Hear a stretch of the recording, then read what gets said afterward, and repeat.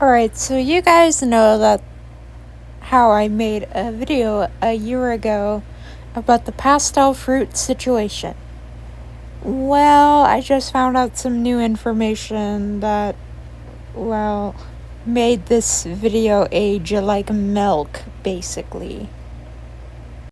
Alright. Okay, so for those of you guys who are wondering, Star, why did you make that comment about your old video aging like milk? Well, I just found some new information about pastel fruit that you guys are not gonna like. You really are not gonna like it. So basically, pastel fruit has been known to not put a trigger warning in her videos, and I was not made aware of this, and I've never seen any of the videos that did not display trigger warning. The only ones that I have seen that did display warning were the ones that involved blood or gore, and I've never seen any of the videos about her talking about serious subjects that were triggering, basically. And I had no idea that she didn't put a warning on those videos. Honestly, when I saw the link that the person sent me, it made me angry that I'm not gonna show the video because one, it has copyrighted music, and two, it's very, very triggering. If it had a trigger warning in the video, then I wouldn't have as much of a problem showing it. Well, actually, not the trigger warning. That's not what I meant to say. Sorry, but like, if it didn't have copyrighted music, I would have no problem showing it, basically. But since it does, I cannot show it, or my YouTube channel will get nuked off the platform, basically. And I already have 2 copyright claims against me, and I don't want to get into legal trouble, because at the time when I started YouTube, I didn't know about copyright laws, but now I had to do some research and delete a lot of my videos off YouTube because it had copyrighted music in the content, and I did not give credit. Excuse me. And I did not give credit to the original artist, like I was saying. But yeah, those videos aged like milk. My pastel fruit video from last year aged like freaking milk. And I'm not proud of that. Oh, sorry. Notification. Go away now. But anyway, like I said, that YouTube video aged like milk, and that is not good. That is no bueno. Also, I also found out someone else said that she has sexted minors. I honestly doubt that rumor in particular is true, because she would have stated something if it was true. Because every time a major drama would happen, she would address it immediately.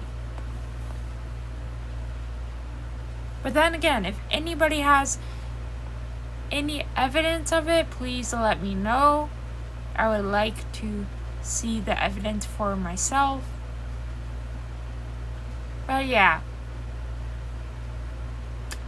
So, what video had triggering subjects in it? Well, it was a cosplay that Pastel Fruit did of one of her OCs. Well, I think it was OC. The video is off of TikTok. I could not find it anywhere on her page. I've tried looking, and I could not find it. But if you guys manage to find it again, please let me know. But basically the subjects in the video, I'm only going to mention the subjects. I am not going to discuss them in depth because I do not want to trigger anybody who's watching this video. But basically the subjects in the video that Pastel Fruit did not put a trigger warning in were domestic violence, suicide, murder, and I believe sexual abuse, but I don't know if that one's true or not, because someone else in my Instagram DMs, before I turned them off, mentioned that she talks about sexual abuse without any warning. But basically, She talked about mainly suicide and abuse in that video without a trigger warning. Now, if you're going to talk about those kinds of subjects on internet, the least you could do as like a decent human being is put a trigger warning on it. Whenever I talk about serious subjects like that on the internet, I always make sure to put a trigger warning, or at least put the hashtag trigger warning on the video. So that way, people will know, okay, this is potentially triggering, I should probably avoid it. But pastel.fruit did not even put a trigger warning in most of the videos of her talking about things like adults sexualizing children and stuff like that. She did not put a trigger warning in any of those videos. And I've watched them as of today. As of this recording, basically. But she did not put a trigger warning on those videos. And honestly, I looked up to her for a very long time. And I am so disappointed that someone who I thought I could trust on the internet turned out to be a very horrible person, basically. She's been known to ignore people's criticisms as well, and she basically responded to people giving her constructive criticism with, "Why are you sending me hate?" and stuff like that. That's also a no bueno. That is no bueno. But yeah, needless to say, my YouTube video addressing pastel.fruit from last year aged like freaking milk. It did not age well at all, whatsoever. It really didn't age well. But yeah, I had to come to terms, and I found out the hard way that, sadly, she's not as nice of a person as I thought she was. Everything she said was basically performative activism. If you don't know what performative activism is, it basically means you pretend to care for a certain cause. For example, let's just say somebody pretends to care about the Black Lives Matter movement, but never actually does anything to at least try to advocate for it, and still has racist ideologies. That is a form of performative activism. Unfortunately, a lot of content creators are also very, very guilty of doing this, and I didn't even know this was a thing until recently, where, like, my roommate, you may have heard his voice in a couple of my streams.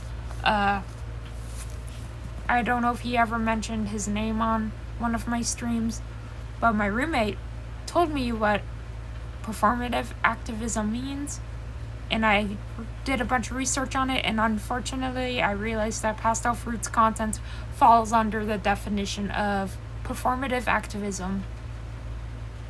It's really upsetting to know that one of your favorite creators did that, especially in regards to specific minorities that you yourself as a person is.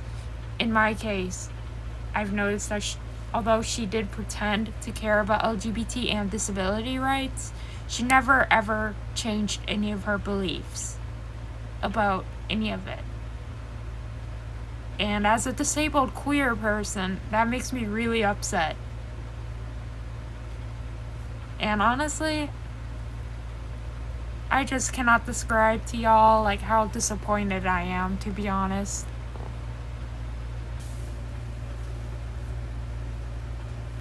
Now, as for the race-based allegations against pastel.fruit, she never meant to race-face on purpose. And I recently learned that she actually wasn't tanning for the cosplays of those characters. She was just outside while working on those cosplays, and she was also working on other projects outside. And it just so happened that the sun was very, very bright out, and that's what caused her to tan so quickly. Also, pastel.fruit also went on to explain that a lot of her other family members also tan relatively easy and very dark, very quick as well. So, and she forgot to wear sunscreen outside as well. So yeah, I don't think it was intentional race face.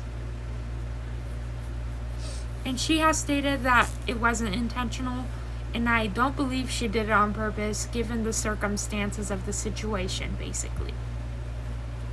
So no, I've researched if she did do race face on purpose or not, and I have reconfirmed that yes, she did not do it on purpose. It was a complete accident, and it was a coincidence that she just happened to cosplay darker skinned characters, basically.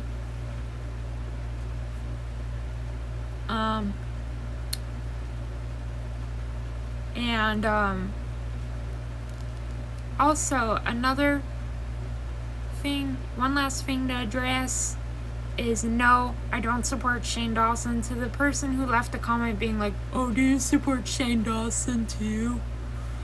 No, I don't. Hell no, I don't. He has literally said the N-word, done blackface and all that. And, I believe he also said some homophobic slurs as well. That part I'm not sure about, but I know he did say the N-word and did blackface. Oh yeah, and also made pedophilic remarks. And that is very much against a lot of things that I believe.